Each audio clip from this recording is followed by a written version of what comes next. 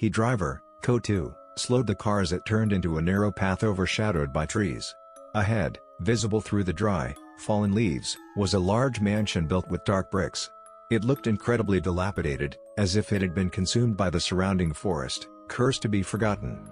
The rain was a steady drizzle, and the wind howled, creating eerie sounds. Yoo-soo and Da-kin, a couple moving from the city, had purchased this house for a very low price along with their daughter, Ma-thel.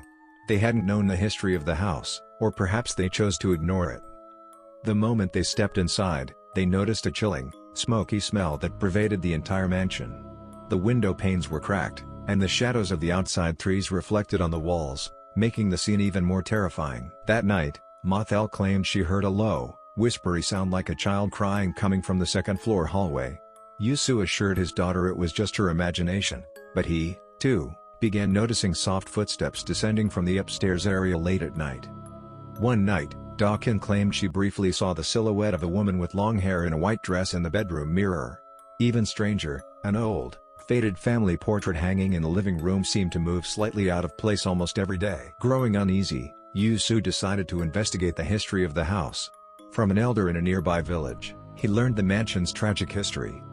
About 50 years ago, the mansion was owned by a wealthy landlord who had a young daughter.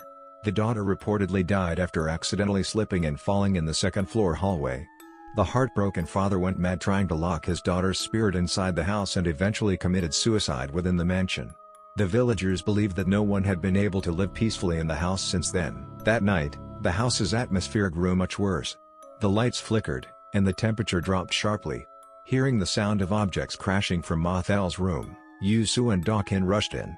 They found Ma-thel lying on the floor clutching a broken, old doll. Her eyes were vacant, and in a voice that was not her own, she screamed, "Get out of this house! Get out!" Just when it seemed too late to escape, Yoo-soo remembered the house's history.